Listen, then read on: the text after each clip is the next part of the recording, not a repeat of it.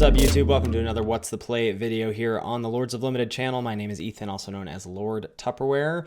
Before we dive in here to our situation, I'm going to ask you all to go ahead and consider clicking that subscribe button, clicking the thumbs up button, leaving something in the comments. All of that really helps to grow our channel and lets us know that you are interested in the content that we're putting out here. On to the deck. As you can see, we've got another spicy brew here. This is one of my many forays into the 5-color control decks that seem to be the new hotness here. We will have just talked about this on the podcast this week, and really trying to test this deck out as much as possible here. It actually is a version with no rares, but double Pharika spawn, doing a pretty good impression of a card that's better than a lot of the rares in the set anyway. You can see our fixing. Mana base is actually really strong. 2 amulets, 2 Omen of the Hunts, and Altar. We got the recursion. We've got the removal in Dreadful Apathy, Triumphant Surge, obviously the double spawns, Final Flare, some Death Touch creatures on the ground, and Mystic Repeal as interaction, which may come in handy here in our situation. So on to the game. This is game 2 of match 1. We are up a game here against our opponent, who's on blue-red. We haven't really seen much from them except for a Mischievous Chimera about why they're in blue-red, but they are on blue-red. Seems like blue-red big. We saw a lot of beefy creatures in game 1, a Shoal Kraken, a Nyxborn Seaguard. Now we see 2 Flummoxed Cyclopses, so sort of a big blue-red deck here. As we've ground out some things with, Binding of the Titans, and binning some cards in our graveyard, and a Voracious Typhon coming back here.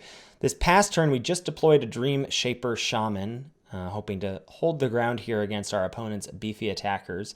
And we'll see what happens, and we're going to see a card, Sleep of the Dead, coming into play here, tapping our Voracious Typhon. Almost felt like getting frisky last turn with the Venomous Hierophant, but opted not to. But seeing the Sleep of the Dead is a bit of a yike, so we'll see how our opponent chooses to continue out this turn. So tapping the Typhon,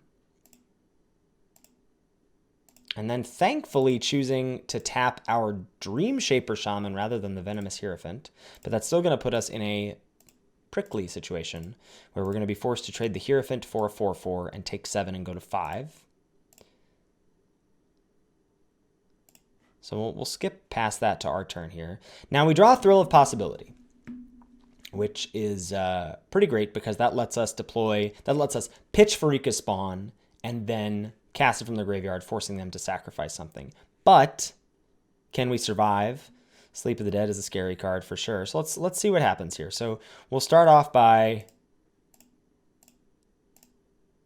Thrill of Possibility, pitching spawn. That draws us into Forest, Omen of the Hunt. We already have the Mystic Repeal here. Now we have 6 mana exactly remaining to deploy this Pharika spawn. So exile a few cards. Whoa, and she comes. Opponent goes ahead and sacrifices, surprisingly, the Cyclops. So sacrificing a 4/4 rather than the 3/3. We have a land here, a land drop to give, and we're currently okay. And now this happens. They cast Omen of the Forge. Omen targeting us. So that's going to pump up the Trickster to a 4/4. They deal 2 to us, so now the Trickster is lethal past the spawn. And I'm just going to pause here. So do you see it? Because the thing that we have to be very, very scared of is Sleep of the Dead coming back. How does Sleep of the Dead come back? They find another card in their graveyard. How do they find another card in their graveyard?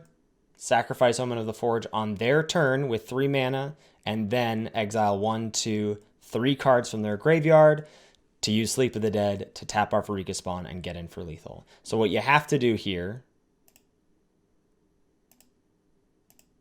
now, we probably should have let them scry first, but what you have to do is Mystic Repeal the Omen of the Forge before they can sacrifice it to put it in their yard. So this keeps them off of being able to cast Sleep of the Dead again. We stay at 3, and let's see what happens. Nothing to sacrifice here. Opponent finds an Oread. That's not going to do it. So we do get to untap with all of our creatures and be a little stable Mabel. Unfortunately, though, we do not end up winning this game. Let's I know folks are always very concerned about, well, did you win or not? But they find Omen of the Forge. We go to 1. We find a Sunmane Pegasus. This game goes on a little bit longer here.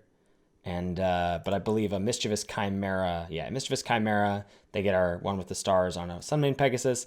And they're going to find a Starlit Mantle here to suit up the Chimera and get us for lethal. We try and put up to 1 here.